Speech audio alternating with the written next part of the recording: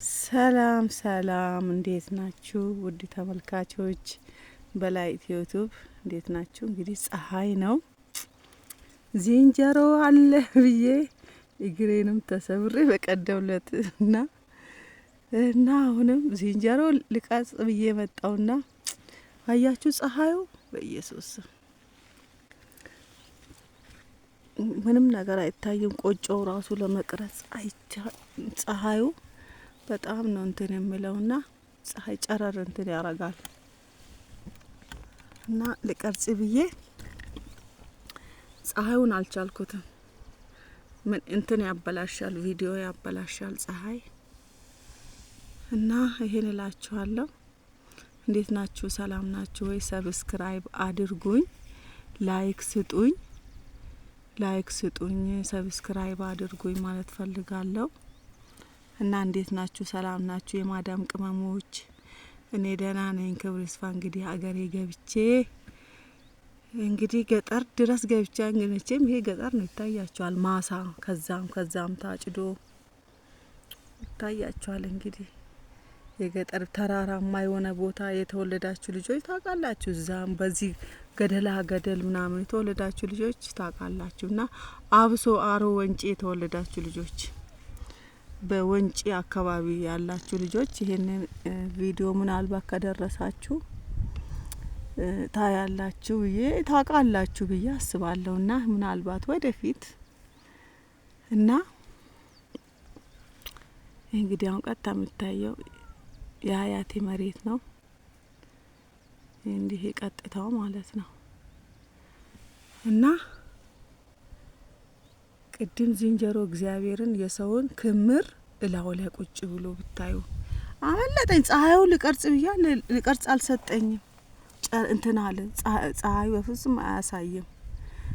ማሳውን ቢያሳይም እሱን ምን እንደሚያካክል በሬ ነው የሚያካክለው፣ ግን ፀሐዩ ምንም ሊያሳየኝ አልቻለም። እና እስቲ እዚህ ሆኜ የዚህ ጋር ከማዶ ልቅረጽ ብዬ ነው እና ይሄ ማለት ፈልጋለሁ። እና ሰላም ናችሁ? እንዴት ናችሁ? እንግዲህ እግዚአብሔር ካለ ወደ ከተማ እመለሳለሁ። ኢንተርኔት በፍጹም የለም። እንግዲህ ኢንተርኔት አይደለም ኔትወርክ የለም። ኔትወርክ ለቀጥታ ለመደወል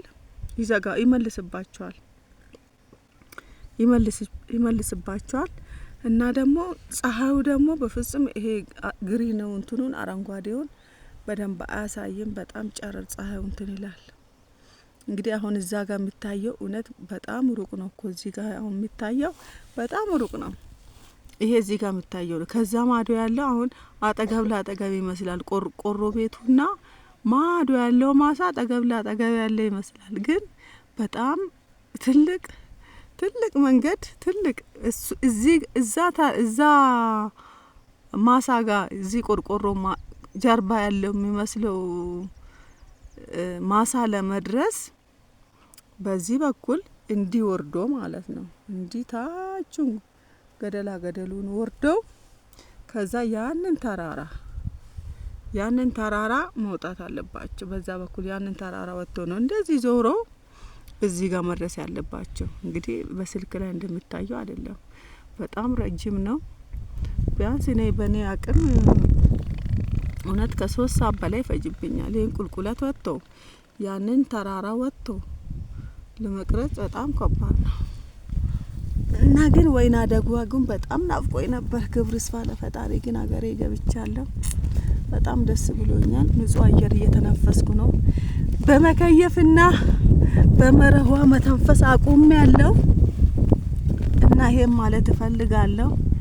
በፊት በመረዋና በእንትን ነበር የምተነፍሰው። በመረዋና በየሲ ነበር የምተነፍሰው። አሁን ግን በእግዚአብሔር ጸጋ በንጹህ አየር እየተነፈስኩ ነው ማለት ነው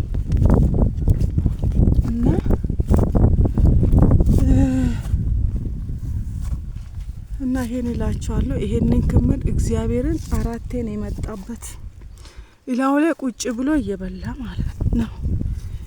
4 እሱን እንትን እላለሁ ብዬ ነው የመጣሁት። እሱን ለማዳን መጥቼ እኔም ይኸው እስቲ ልቅረጽ ብዬ ነው። እዚህ ማሳ ላይ እዚህ ክምር እህል ላይ አራቴ ነው ላዩ ላይ መጥቶ ቁጭ ብሎ እንዲህ ሲጫወቱበት የነበረው።